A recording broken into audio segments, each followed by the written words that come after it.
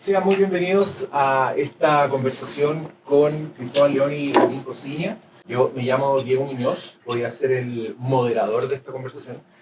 ¿Cuántos de ustedes están familiarizados con su trabajo de alguna forma? ¿Cuántos vieron La Casa Lobo, por ejemplo? Levanten la mano, señor Pino. Ya, estupendo.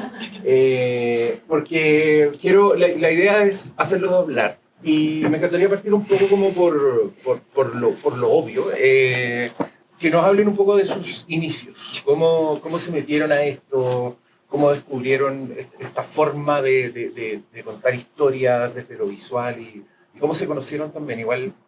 Nos conocimos en la universidad, no éramos compañeros, yo estudiaba diseño y arte en la Católica, Joaquín estudiaba arte. Nunca fuimos compañeros, pero teníamos amigos en común, sobre todo un amigo, Iván Palmerola. Un día yo fui a ver una exposición de Joaquín que estaba mostrando dibujos como estos, eh, que eran dibujos a carboncillo, a gran escala. Y yo estaba trabajando en animación, este fue mi primer corto animado, que fue de hecho mi proyecto de título de diseño. Y fue como, en ese momento yo, estamos hablando del año 2004 por ahí, yo me enamoro de la animación, como encontré algo que era lo que quería hacer por el resto de mi vida. Vi estos dibujos de Joaquín y le propuse hacer un corto juntos. Sí, esa es la historia. El punto de quiebre fue que quedamos en una inauguración con algo de alcohol en el cuerpo en llamarnos y pasó. No quedó en la invitación, yo te llamo y en realidad nos metimos a trabajar en Lucía, que es el primer corto que hicimos, con Nael Satala también, que también lo invitamos por una razón muy absurda, que era el pololo gringo chileno también, de una amiga, y sacaba unas fotos lindas. Y teníamos el temor de que, como somos artistas, yo tenía particularmente el temor de hacer un video que tuviera una foto asquerosa, como todos los videos arte de esa época. Para mi cabeza eran como desprolijos. Así que lo invitamos a trabajar también. Y la idea inicial era hacer que los dibujos como estos, que yo a veces hacía en las galerías directamente, en los muros, estuviera en una habitación. De hecho, la idea base de ese cortometraje de Lucía era hacer un corto sobre el proceso de hacer un dibujo y el proceso de borrar un dibujo. Lo cual habla mucho de qué tipo de cosas teníamos en la cabeza. Como teníamos, yo creo, como una formación muy material, conceptual, como muy ligada a las artes visuales. De hecho, yo creo que a Lucía, a este corto que estábamos haciendo, le decíamos videoarte, no le decíamos cortometraje. Y lo hicimos a propósito, de hecho, de una exposición que se llamaba Romance, que estaba curando una amiga, Rial Rosenblut, en la Galería Animal. Estamos hablando de esto como hace 15 años atrás, un poquito más. Entonces nos metimos a hacer este corto específico que pensamos que iba a ser para esa exposición, con esta base como súper conceptual de hagamos dibujos animados, pero sin animar los personajes, sino que animemos los procesos materiales, animemos los procesos artísticos. Y por ahí nos metimos. Y como la exposición se llamaba Romance, empezamos a escribir una historia de amor. En Lucía, sobre todo, estábamos trabajando súper brutamente, como se dice en inglés, raw, como muy crudo. No porque nos gustara, sino porque no teníamos mucha idea de lo que estábamos haciendo. De hecho, mi sensación, me acuerdo juntarme con mi novia de esa época, durante la producción de Lucía, y me preguntó así como, ¿cómo les está yendo? Decía, no tengo puta idea de lo que estamos haciendo, sí. Ni siquiera sé cómo nombrarlo, pero es súper bacán y súper lindo y creo que es lo mejor que hemos... O sea, no estaba pensando en lo mejor, porque no habíamos hecho nada juntos antes. Pero para mí... ¿Cuál era lo mejor? Es que para mí fue más muy liberador, ya que estamos hablando del punto de vista personal, que es como... Yo hacía dibujos antes. Había hecho video en la escuela también, pero el proceso de dibujo es muy ingrato porque yo hacía dibujos muy grandes, entonces estaba haciendo estos dibujos grandes y había momentos muy bellos del dibujo que obviamente por el bien del dibujo o por el mal del dibujo había que borrarlos, se pierden hasta terminar un dibujo que queda bien, pero un dibujo de mierda como todos los dibujos que colgáis en la pared. Y claro, cuando estábamos trabajando en Lucía era como, esto es como un dibujo pero animado. Y me di cuenta y ahí me acuerdo, esto estamos haciendo dibujo animado, ok. Pero fue muy como, a lo que voy es que para mí fue muy como iluminador descubrir que había un medio artístico o una manera de trabajar que podía hacer que el proceso que yo antes hacía como un proceso privado, fuera un proceso colectivo y público. Porque eso es, finalmente nuestros trabajos desde el comienzo fueron una especie de manera de mostrar cómo se está haciendo. Y bueno, y prontamente el corto lo tomó una amiga que es... ella es curadora de arte, pero estaba como metida en un festival de cine y el corto ganó ese festival. Y fue como, parece que hay un nicho ahí, hay algo ahí, y lo empezamos a hacer circular por festivales de cine. Sí. Sí, dale. No, ¿en qué momento hicieron consciente esto? Porque suena que lo descubrieron muy en el camino, como esto de registrar el proceso, y después de abrir el proceso, que entiendo lo hicieron con su película, Sí. como que invitan gente a que presencie lo que están haciendo. Yo creo que hay varios momentos. Luis, que es la imagen, esto es la producción de Luis, que fue un año después de Lucía. Luis lo hicimos con mucho más conciencia, como un poquito más intelectualizados, mucho decir, pero... Por ejemplo, habían definiciones que hacíamos sobre Luis que era es un trabajo sobre dibujo y sobre escultura. No es un trabajo sobre pintura o no es un trabajo sobre... Claro. Y eso nos permitía como ordenar las decisiones. Durante ese proceso apareció la idea también, que es otra idea fuerza en su trabajo, de trabajar con la idea de juegos de rol, que en vez de narrar nosotros o hacer un trabajo que fuera hecho por nuestro criterio, fuera hecho por otra persona, que podemos meternos después. Y yo creo que en la producción de La Casa Lobo, cuando a los pocos meses de empezar esa película nos dimos cuenta de que amábamos más el proceso que el resultado y que íbamos a pasar muchos años encerrados y que no queríamos estar encerrados. La Bienal de Artes Mediales de Chile nos invitó a exponer. La curatoría de esa época era Autonomía. Entonces nosotros le dijimos al Enrique Rivera que podíamos participar solamente si nos dejaba trasladar nuestro taller de animación al Museo Nacional de Bellas Artes. Y para nuestra sorpresa dijo que sí. Y de ahí en adelante todo el mundo nos dijo que sí.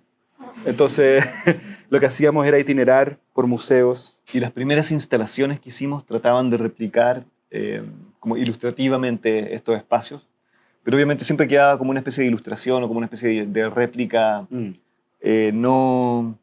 con no todo el potencial orgánico que tenían realmente estos espacios. Entonces, justamente como decía Joaquín, cuando empezamos, voy a adelantarme acá a saltar harto. Hablando. Chile. Cuando empezamos a hacer La Casa Lobo y nos invitan, fue muy placentero poder instalar realmente nuestro taller. Esto fue una de las primeras instalaciones que hicimos con La Casa Lobo en el Museo de Bellas Artes, como contaba Joaquín, y era una casucha que estaba dividida en dos. Estaba dividida en un como micro cine donde proyectábamos las partes ya hechas de la película, y en esta otra mitad estábamos nosotros dos trabajando. Entonces la gente a través de la ventana o a través del segundo piso del museo nos veía a nosotros dos trabajando en la película. Y fue muy especial. Bueno, pasaron muchas cosas, pero una de las cosas que pasó es que pudimos llevar todo ese caos del taller realmente y no de una manera ilustrada al espacio de las artes, sino que era una exposición viva, una exposición que cambiaba todos los días, que iba ensuciando el museo, que había que estar como controlando, desbordando. Empezamos a interactuar, hubo mucha interacción social. Porque, al comienzo nos preguntaban mucho cómo este proceso de estar en el museo va a quedar manifestado en la película, cómo se va a colar. Que es una pregunta muy de artes visuales, cómo se va a poner en evidencia eso, cómo va a quedar la arquitectura del museo, algo así. Y lo que pasó fue que empezamos a interactuar con personas. Y la primera cosa que pasó, como la primera semana en que estábamos en el museo, es que vino una mujer y le gustó mucho una lámpara, una lámpara que había elegido nuestra directora de arte. Y nos pidió que le regaláramos la lámpara. Y nosotros le dijimos, no te la podemos regalar, pero te podemos cambiar por una de tu casa. Entonces la mujer desapareció un rato y volvió con esta lámpara de mierda, esa que está ahí, que obviamente no la trajo de su casa, la fue a comprar al chino de la esquina, ya le habíamos dicho, entonces fue como, dale, llévate la lámpara, y nos dejó esa. Y ella dijo, pero yo además pinto, hago cuadros, trae los cuadros, y empezamos a mostrarlos acá, en la afuera de nuestra exposición. Ese era un cuadro de esta mujer. Y vino otra persona, yo hago máscaras. y nuestras exposiciones empezaron a volver algo vivo. Y empezamos como a... Y esos cuadros, de hecho, aparecían en la película. Justo esta escena la borramos, así que no. Pero no lo agarramos por eso. Digo. Pero empezó a existir este como intercambio. Llegó un chico, dijo, me interesa animar con ustedes un rato. Se quedó 3 meses con nosotros trabajando. Entonces la manera en que se manifestó este paso por los museos fue mucho más social que estético. Y, bueno, también estético. Y ya que estamos en la Casa Lobo, ¿cómo fue el origen? ¿Cómo decidieron? ¿A qué podemos entrar a qué te refieres cuando hablan del juego de rol, de contar la historia de otro? La Casa Lobo partió el 2008 como nombre. Cuando estábamos haciendo Lucía, se nos ocurrió hacer Luis, porque Lucía hablaba de Luis, y dijimos, hagamos la versión de Luis. Además pasó que postulamos un fondo concursable en Chile con Lucía, pero somos un poco malos para esperar. Y nos pusimos a hacer Lucía antes de recibir la plata o saber que habíamos ganado. Ganamos la plata, entonces con esa plata hicimos la segunda parte porque somos personas decentes. Y en vez de rendir falsamente, hicimos otro. Y haciendo Luis nos pareció interesante hacer Lucía, Luis y el Lobo, la versión del Lobo. Y apareció la idea de la Casa Lobo porque nos pareció que era buena idea hacer un largo. No, me acuerdo que en esa época hablábamos de que era muy divertido amigos cineastas o artistas que les daba mucho miedo hacer un largo. Entonces, como somos medio como frescos, dijimos, hagamos un largo, ¿por qué no? ¿Qué tanto? ¿Qué tanto? Y nos pareció sensato que ya que Lucía era una habitación, Luis era una habitación y el Lobo iba a ser un largo, y si juntan iba a ser varias habitaciones, y varias habitaciones son una casa, la Casa Lobo. Eso fue al comienzo, un puro nombre. En la mitad Cristóbal en esa época estaba yendo a Alemania intermitentemente, se fue a Alemania, yo me fui a Holanda y Cristóbal ya estaba en Holanda y trabajamos en otras cosas, pero nos fuimos en una de esas a Francia, a una residencia, que es la mejor residencia del mundo para animación, que son 6 semanas para conversar. Y empezamos a rebotar en torno a la idea de hacer una adaptación de La Bella y la Bestia. ¿Ya?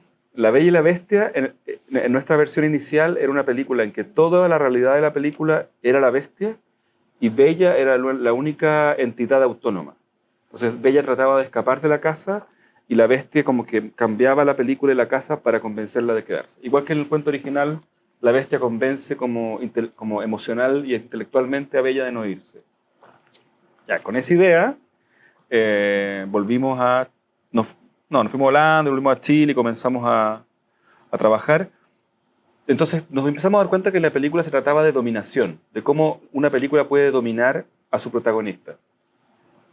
Y en esa estructura de dominación apareció la idea de, estoy haciendo un resumen bestial, pero que quizás tú podés pasar después, a la figura de la secta o del lugar aislado dentro de un país o dentro de un contexto donde es un lugar de dominación. Y Cristóbal, creo que tú empezaste a traer lentamente la figura específica de Paul Schaeffer.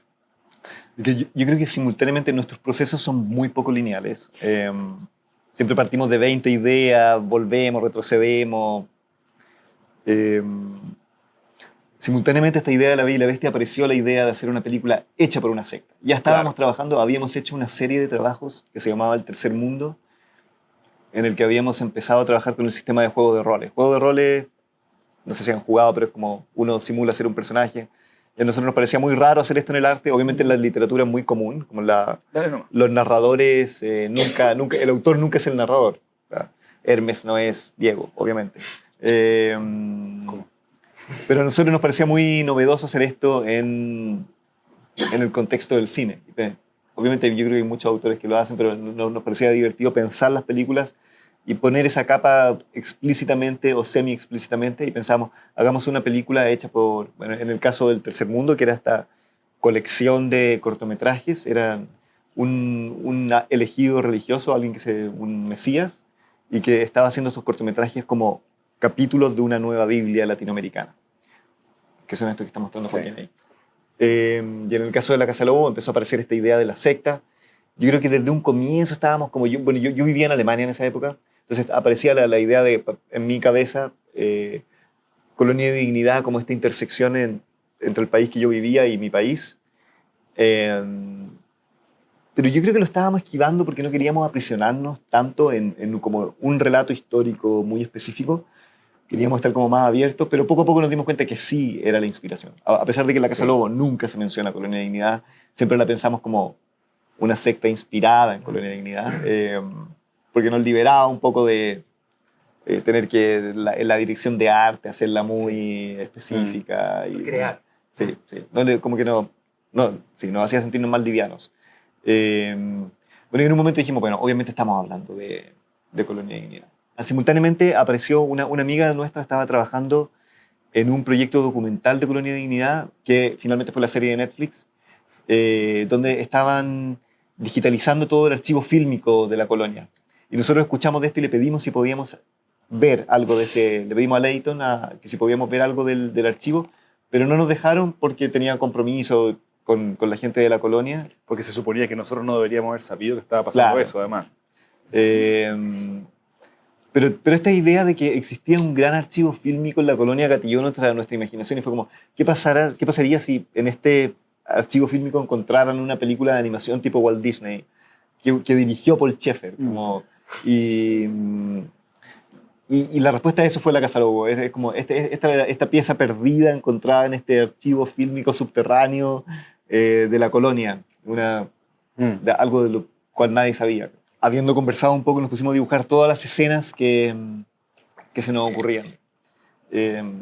Y después con todos estos dibujos tratamos de empezar a componer un storyboard o una idea o una historia con cierta linealidad y cierto sentido.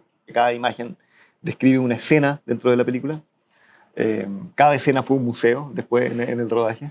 Tenemos un guión literario que son solo los diálogos de la película, donde no se describen acciones, y escribimos este decálogo de animación, nuestros 10 mandamientos que tratamos de respetar siempre. Y era porque queríamos que esta película funcionara como una gran corriente material, como una especie de monolito material. Queríamos que fuera un plano secuencia que atravesara toda la película y que fuera como un gatillante material al comienzo, energético, y que durara toda la película.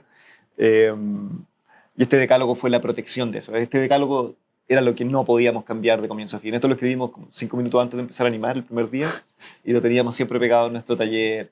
Y lo escribimos en cartón piedra porque tenía que ser de piedra, eran nuestros 10 mandamientos. Tenía que estar escrito en piedra. En piedra, claro. Y lo respetaron. Lo respetamos más o menos. Sí, ¿Y lo podemos repasar? sí, Sí, claro. Viéndolo, es ¿no? pintura en cámara, ya no me acuerdo por qué, pero Más o menos. Pintura en cámara, nosotros animamos mirando el monito chico de la cámara, no animamos con Dragon Frame ni nada. Entonces queríamos como la soltura material del pintor como... sí, yo creo que hay un ejemplo para mí muy claro que es cuando veis pinturas barrocas, que yo obviamente como todos, la mayoría de los acá presentes nos educamos viendo reproducciones de arte, y cuando veis las pinturas en vivo es muy chocante cachar que, no sé, pues un guante o una mano de Rembrandt, estoy pensando en un cuadro particular, está hecho realmente rápido, y se ve la mancha y no, es como, claro, es Rembrandt, entonces igual es, pero es bien así como suelto y la cara tiene más detalles, pero igual ves incluso en la cara, que está muy bien construida, ves la pintura, ¿no? Y ahí te das cuenta por qué hay mucha pintura mala realista en estas partes del mundo, porque están viendo reproducciones y tratan de hacer eso, pero en realidad eso no se ve así tampoco. Siempre en la pintura, por lo menos la pintura figurativa más tradicional, que yo más disfruto es cuando tú podís ver cómo está hecho y a la vez emocionarte con lo material y con lo narrativo y con cómo está hecho y la luz, etc. Supongo que tiene que ver con eso también. Sí, pero la película es muy así. Es muy tiene así. como esta lucha entre relato y dimensión material. Bueno, después no hay muñecos, todo se puede transformar como una escultura que en realidad es una sola regla, que es, queríamos tratar a los personajes como... Queríamos que todo en la película fuera como una gran plasticina, si bien no hay plasticina casi en la película, pero que todo fuera arcilla, todo fuera como una materia como transformable, rompible, reestructurable, y queríamos que los personajes también lo fueran. Entonces no queríamos respetar los muñecos, no queríamos como sentir Un muñeco aprecio. autónomo, digamos. Claro. Hay un par en una escena, porque llevábamos trabajando 4 años y dijimos, ya, hagamos una escena con muñecos, con esqueletos, un esqueleto súper ordinario de alambre, ¿no? No era... Pero hay un momento que era en homenaje a Vivian Barry, que es la parte que menos le gusta a Vivian Barry de la película, que es la parte en que son muñequitos. Pero en Vivian general- Barry es quien hizo Tata Ah, Colores. Por si no. Sí, Tata Vivian Colores Barry es una animadora... Nadie sabe lo de Tata Colores. Emblemática. emblemática. Tata Colores, un programa. Es un programa que había... Televisión era algo que veíamos antes de tener computadores. No podía apretar la pantalla, nada. No, Tata Colores era un corto que daban todas las noches para que los niños se fueran a acostar. Y que estaba hecho con estas marionetas esponjosas. Entonces no hay nada así en la Casa Lobo excepto una parte que no le gustó a la persona que hacía Claro. ese mono. Es muy fácil cuando uno hace muñecos, cuando está ahí, a los animadores les pasa mucho que se enamoran de estos muñecos. Entonces nosotros no queríamos eso, queríamos poder romperlos todo el tiempo, cortarlos, meterlos por los muros, sacarlos. No se va a negro es porque, bueno, por dos razones. Es porque es un plano secuencia y si se va a negro, fade out, Se pierde. se pierde. Y también porque nos consideramos muy poco experimentados en esa época y todo, no sé si se han fijado los cortometrajes de cineastas jóvenes, que todos se van a negro. Porque, Sí, porque fundido. tienen fundido porque tenéis miedo. Le tenéis miedo al corte o miedo a la continuidad. Sí, en general es como para el paso del tiempo. Sí, pero es Sí, horrendo. sí. Es horrendo. Es que le da cierta profesionalidad. Sí. Por eso suena. Sí. Yo creo porque es como... Yo también creo que como los programas de edición, es como... En el Muy botón fácil. derecho aparece fade out. Y dice, fade out, buena. Yo creo. Bueno, Sí. la película trata de ser normal porque sabíamos que estábamos haciendo una película tan rara que queríamos que la película cada cierto rato se acordara de que tiene que contar una historia y se acordara de que tiene que ser una película. Sí. El color es simbólico, es la que menos respetamos. No tenemos cómo defenderla. Queríamos que los colores estuvieran como muy pensados en la película, pero se nos descontroló completamente. Creo que el amarillo tiene cierto sentido en la película, pero No, yo creo que lo que pasó con el color al final es que, como la película es tan caótica materialmente, cuando aparece amarillo es María o es miel. Como que tiene funciones como... sí. Nos cuesta mucho el tema del color. De hecho, nuestros últimos trabajos, el video de PJ Harvey, por ejemplo, que estábamos mostrando al comienzo, que era color. Y en la mitad nos dimos cuenta que se veía mejor en blanco y negro. Se nos descontrola el tema del color. Es algo que tenemos que integrar a alguien ahí que maneje ese... Tenemos que hacerle caso a ese Natalia. tema, güey. sí. La cámara nunca está igual entre cuadro y cuadro. Era porque es un plano secuencia y queríamos que la cámara estuviera viva, que fuera como un ser vivo que recorriera toda la película. Y además porque no, nos cuesta mucho mantener el trípode quieto, lo pateamos mucho todo el tiempo. Entonces decidimos que en realidad va a estar moviéndose siempre. No hay dos fotogramas consecutivos donde la cámara esté quieta. Siempre la estamos moviendo o le pegamos una patada chiquitita o la estamos moviendo todo el Sí, tiempo. eso tiene que ver con una regla que yo la trato de aplicar en la vida también. En la vida, digo, a Patear las cosas. patear a toda la gente, ¿no? Que es convertir tus defectos en virtudes. Esta idea de que la cámara se mueve y que fuera un personaje dentro de la película pega muy bien porque en el fondo estamos obligados a pensar en cómo la cámara se mueve. ¿Cachai? Ujú. María es bella. Bueno, tiene que ver primero con esta idea de que era una adaptación de La Bella y la Bestia. Entonces María Bella era como el personaje de La Bella y la Bestia. Y con que queríamos... yo creo que tiene que ver con esta tendencia al terror y queríamos como cuidar ese personaje y siempre hacerlo con amor, como que hubiera como algo amoroso siempre en escena. Y porque es un cuento de hadas, entonces la Sí. niña tiene que ser rubia y linda. Como que Pero además estaba- así funcionan, ¿no? Como... Estaba basada en mi polola de esa época, así que yo creo que también... De hecho, ustedes... No, de esto, ya, tú metiste... no, tú no, metiste- no. no, sí. El personaje de María le cambia la cara. ¿Han notado, no? Adivinen qué pasó en la mitad de la película. Es brutal, es brutal. Es un taller, no un set. Yo creo que tenía mucho que ver con... Tú lo dijiste, yo no. con lo que estábamos hablando antes, con que queríamos no respetar mucho el lugar y que fuera como una representación perfecta, tipo en dirección de arte, sino que se viera la realidad del taller, que se viera algo de que esto es un taller de artistas todo el tiempo, que esa dimensión no nos molestara.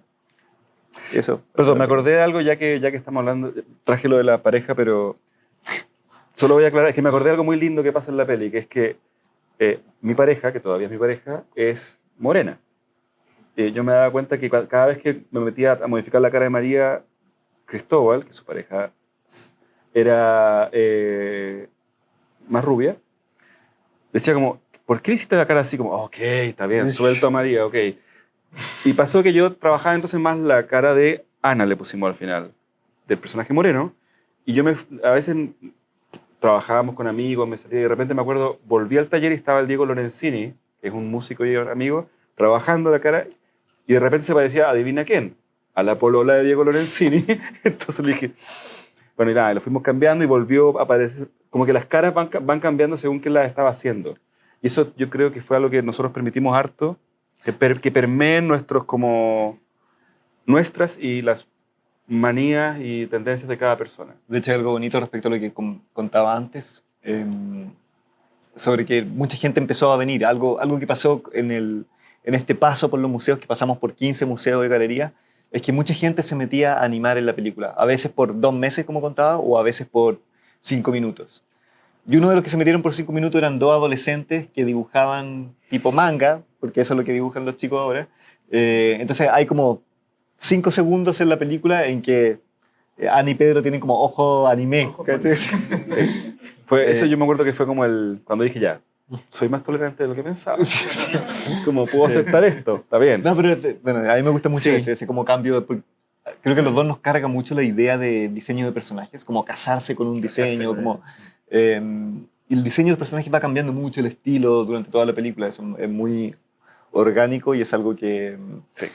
Empezamos a pensar esta película y nuestro trabajo en general como sistemas, como juegos en los que podemos invitar a otra gente a jugar. Y esto tiene mucho que ver con las reglas también. No estamos diseñando una película tal como se diseña una película donde se controla cada aspecto estético, sino que estábamos diseñando un juego donde podíamos invitar a otra gente a participar. Y eso funcionó así, yo creo. Funcionó, Sí. y algo que hemos seguido aplicando para nuestros siguientes proyectos. Oye, y en este proceso que me parece fascinante, dicho sea de paso, que pareciera ser como una búsqueda permanente, previsualizaron el final, en algún minuto se dieron cuenta, dijeron esto va a terminar aquí, ¿qué hicieron? ¿Lo abandonaron? ¿Cómo fue eso? La película está más o menos, o sea, fuimos relativamente sensatos al comienzo porque como no sabíamos cómo iba a terminar la película, partimos animando al centro. Entonces empezamos como a coser la película hacia atrás y hacia adelante, obviamente con algunas variaciones. Entonces hubo un momento que ya sabíamos cómo terminaba, pero ese momento llegó como 3 años después de empezar a hacerla. Pero no es un problema porque en el fondo hay algo que yo encuentro que se ocupa poco en la animación como virtud de la metodología de animación, que como es lento, puedes ir tomando decisiones en el camino. Y es igual de caro que tomar la decisión al comienzo. Por temas de financiamiento en general es difícil convencer a alguien de que te pase plata para una película que no tiene guión, pero bueno. Puede falsear el guión, que es lo que hicimos todo el tiempo, sí, cuando postulábamos. Sí. Que nunca más vamos a hacer. Sí, pero el guión fue cambiando y en un momento sabíamos cómo terminaba. Pero, por ejemplo, la última escena, que en realidad no es una escena, es como una cola, que al final hay una animación, vuelve a ser 2D en carbón, fue hecha a 2 semanas del estreno en Berlín. Sí. No, y de hecho, la última escena antes de esa cola fue decidida in situ. Fue decidida ahí, no sabíamos cómo representar, sabíamos que pasaba algo, que no voy a decir acá, pero cómo sucede eso fue decidido. Hay algo respecto a lo que decía Joaquín, como de tomar las decisiones. Esta película nos demoramos 5 años haciéndola y nos parecía muy triste pasar 2 meses tomando las decisiones importantes y después 5 años siendo esclavos, burócratas de las decisiones de estos 2 tipos del pasado. Entonces intentamos siempre dejar mucho espacio para la improvisación y intentábamos venir al taller todos los días sin saber bien lo que íbamos a hacer, con mucho grado de soltura e improvisación. Sí. Algo que siempre se nos iba de las manos y que nunca hemos sabido responder bien por qué, es por qué las cosas quedan de terror. No sabemos todavía, yo creo bien, por qué todas nuestras decisiones, o sea, entiendo por qué, como que siento que estamos animando, es como, pongamos el fondo negro, que se le corte el brazo y claro. Oye, a propósito de política y terror, ¿podríamos hablar un poco de Los Huesos? Ya, el corto porque, bueno, La Casa Lobo es una historia de éxito, además, porque se estrena en festivales, la rompe, como que salta un poco al mundo. Creo que todos los que vimos La Casa Lobo quedamos como, wow, esto es nuevo, esto no se ha visto nunca, produce muchas sensaciones. Yo curiosamente llegué por el terror, porque en alguna parte lo vi publicada, creo que era como una página, un Bloody Disgusting, algo así como una página de terror, y yo dije, ¿por qué no conozco esto? Si soy chileno y me vengo a enterar acá. Una buena pregunta. Una buena pregunta, Diego. Qué feo. Y después de eso, ya como que empezaron su nombre a aparecer y ya estaba este corto como más bullado, que apareció estrenado en Movie, me lancé a verlo. Y nos encontramos con otro experimento que tiene que ver con esto, que desemboca con terror y que está como muy muy instalado en su contexto político, ¿no? Como, cuéntenos un poquito cómo fue. Bueno, nosotros como todos los seres humanos en Chile, parece, estuvimos en el contexto del estallido social con algunas crisis varias, yo diría como crisis interpretativas del mundo. Por un lado, nosotros nos interesa mucho el tema del vínculo de lo político, el terror, la maldad. Participamos en algunas cosas vinculadas a Ojo Chile, que tenía que ver con la difusión del maltrato policial, pero en términos como de resultado audiovisual, no, tuvimos varias ideas. Tenemos por ahí como una especie de poema guión que es súper bonito, que es una muy linda idea de, no sé si de guión o de poesía, pero luego durante la pandemia, en el encierro, empezamos a pensar en una película que tuviera que ver con, más que con el estallido, con el proceso constituyente, que en esa época parecía esperanzador. En el resultado fue un trabajo que era, por un lado,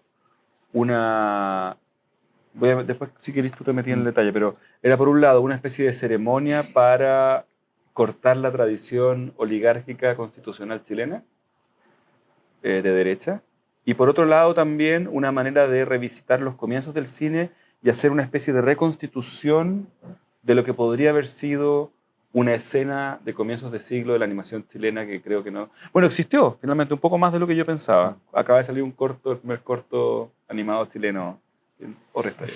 Sí, estaba todo este contexto político que un poco determinaba como el contenido del corto, que tenía que ver con Diego Portales y Jaime Guzmán como las dos principales figuras de la defensa de la oligarquía, como pensamos en el siglo XIX y en el siglo XX. Pues, esto es muy interpretativo nuestro y es muy subjetivo y no estábamos para nada refiriendo como a las figuras históricas, yo creo, sino que más bien como lo que simbolizan en el inconsciente colectivo.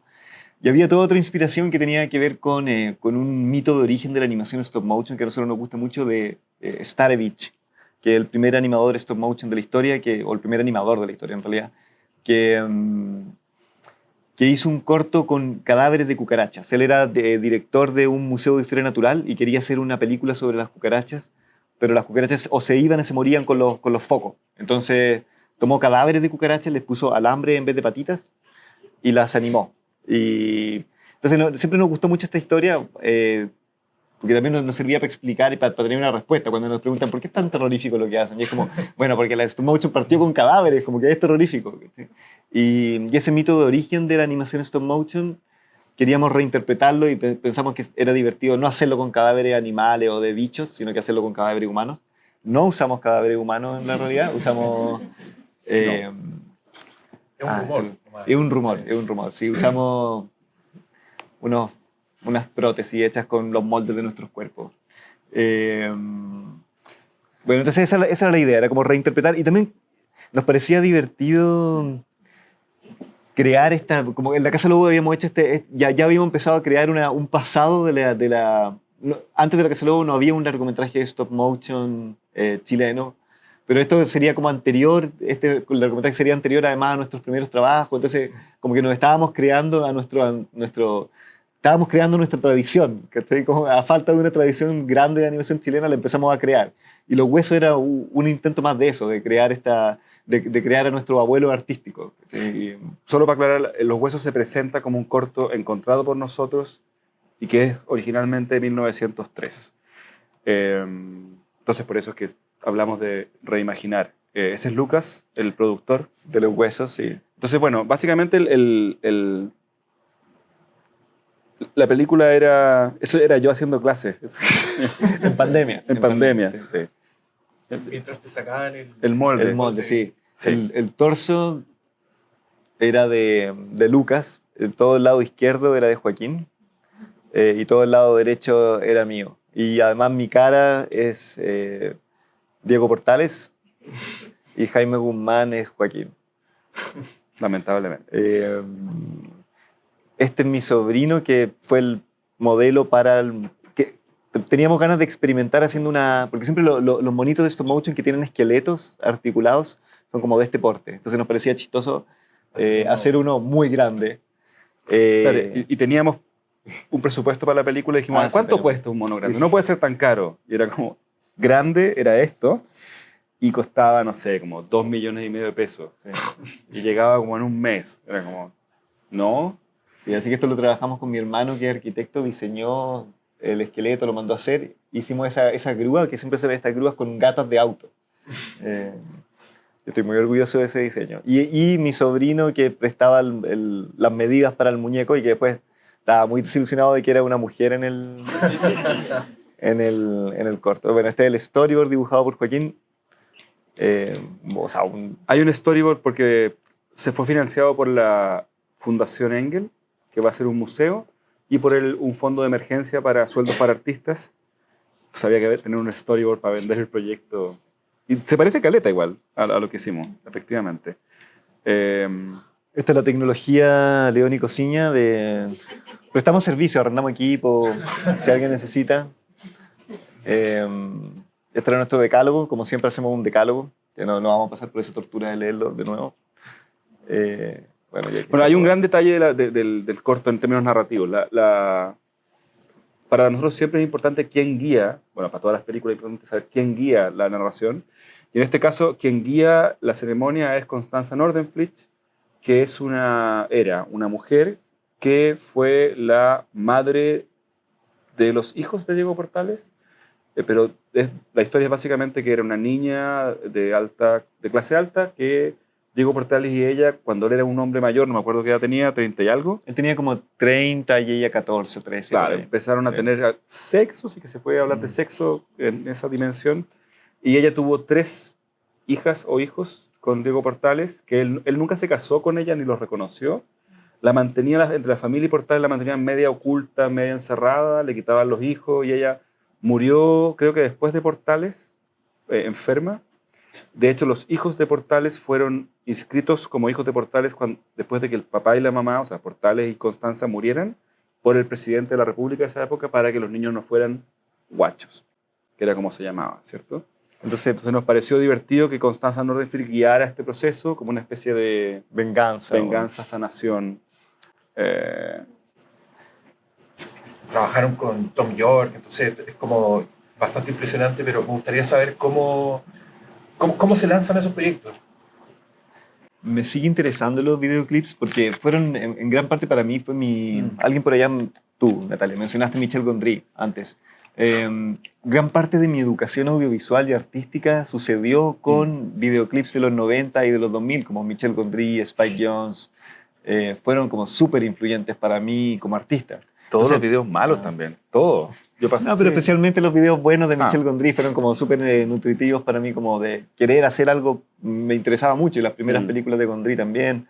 Entonces forma parte de mi educación artística y es muy natural querer hacer algo en ese medio, especialmente si es con artistas que uno admira como Tom York, Johnny Greenwood o P.J. Harvey.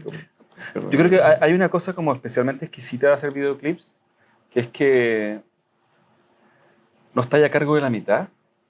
O sea, como que llega el audio, ¿cachai? Llega el guión de alguna manera. La pista de audio está ahí, no podía hacerle mucho. Pero la banda vio Los Huesos, le interesó trabajar con nosotros. Nosotros estábamos en ese tiempo trabajando para Ari Aster o con Ari Aster, o como le quieran poner ahí, y era muy agotador. Estábamos con mucho trabajo. Casi que en verdad no deberíamos haber tomado el trabajo con Tom York y Johnny Greenwood, pero no era una opción emocional. Entonces decidimos como tomar Los Huesos y como hacer una especie, como en el fondo seguir trabajando la misma lógica. En la misma habitación. De hecho, el video, por eso es que parte con el mismo hoyo de donde sale Constanza. Sí. Dijimos ya, vamos a ser transparentes con que esto es una especie como de continuación o primo o familiar del otro video. Por ejemplo, a ver, podemos saltar a Sing Sing. Esto es el caso de Tommy York, por ejemplo, nosotros dividimos la canción en partes, les pusimos nombre a cada parte, según lo que nosotros entendíamos como el túnel mágico, y pensamos qué podía pasar en cada una de esas partes, y en base a eso hicimos una especie de storyboard. Videoclips es casi lo único que hacemos como lo que se podría llamar servicios audiovisuales. Lo que hicimos ahora para Ari es un caso raro. Ari Aster, participamos en una película de Ari Aster que se llama Boat Enemigo, que estuvo hace poco en el cine. Sí. Y eso es lo que estaba. Pero en general, a los videoclips saltamos con mucho entusiasmo porque son lugares para experimentar cosas muy, muy exquisitas. Yo también siento que los videoclips tienen como, no sé, yo me siento como más suelto. Protegemos mucho nuestro espacio creativo y nuestra Sí. libertad creativa. Es algo que dejamos claro en algún punto del proceso que para nosotros, o sea, muy al comienzo decimos como, el video va a ser mejor, vas a tener un mejor video si nos das mucha libertad creativa. Y en general es así, funciona así, porque Sí. en el caso, por ejemplo, de Tom York, al comienzo tuvimos una reunión, él tiró ideas, muy buenas ideas que recogimos, pero eran ideas muy generales sobre cómo animar, cómo estructurar, pero no nos dio ideas de guión, ni P.J. Harvey tampoco. Creo que en general los buenos artistas son muy respetuosos de los procesos de otros artistas. Eso, Claro. y artistas de menos experiencia en general tratan de controlar más, con los músicos sucede así, en nuestra experiencia ha sido así. A mí me pasa todavía que de repente estoy con mi pareja y me dice, esta canción, digo, sí, pues esta es la canción del video, una canción del año 96, ¿cachai? Esta es la del video del barco que llegan a una isla y me dice, ¿qué hiciste cuando joven? Como, no, bueno, vi videoclips, ¿cachai? Como mis papás tenían en la casa TV cable, había MTV, era básicamente mi actividad. De hecho, cuando nos invitaron al comienzo a participar con Tom York et al. Y toda la gente, nos invitaron al relanzamiento de Kid Amnesia y Kid A y Amnesia, que originalmente eran un disco, pero que lo dividieron por razones comerciales. Entonces lo querían relanzar. Y, y nos dijeron, cuando lanzaron Kid A, hicieron una campaña en MTV de cortos muy chiquititos, 5 segundos, 30 segundos, con artistas como Michel Gondry, y querían rehacer eso en internet. Y pues, nos llamaron para hacer un cortito de eso. Al final no pudimos porque ellos estaban atrasados, básicamente. Pero fue divertido que en la reunión nos dijeron, ustedes quizás no lo conocen, pero salió una campaña. Sí, la conocen. Como, sí lo vi. Y Sí, como tenemos la cabeza llena de videoclips. Había algo en esa época de los videos de Michel Gondry, Chris Cunningham, Spike Jonze, que eran muy inventivos todos esos videos. Como que cada video tenía una idea audiovisual, técnica muy buena. Y es algo que a mí me identifica mucho. Es como algo que yo quiero... O sea, el video de... Son cosas muy chiquititas, pero en La Casa Lobo, por ejemplo, cada escena tratábamos de abordarla con una técnica y una invención distinta, como... que son cosas... la combinación entre pintura y muñeco, o el tamaño de los muñecos, o no sé, la relación entre los sets, o en el caso ahora de P.J. Harvey animamos con muñecos de cartón plano, que puedes verse igual a todos los trabajos anteriores, pero para nosotros son como pequeños, grandes pasos. Y, o sea, yo me identifico mucho con esa búsqueda de esa época del videoclip, y por eso me sigue interesando el género, porque es un género que... y también porque lo usamos como micro laboratorios de técnicas que después podemos usar en nuestros propios proyectos. Y micro laboratorios súper bien financiados, o bien financiados. Entonces tenemos esto, sí, acá nuestra vida es más cara ahora, pero...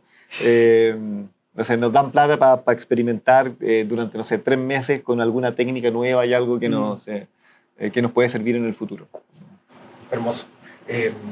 Está muy lindo el video, además. Los felicito. Muchas gracias.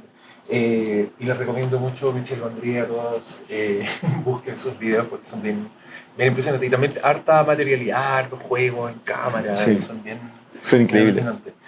Y les damos las gracias. Un aplauso, por favor. Muchas gracias. Gracias a Diego.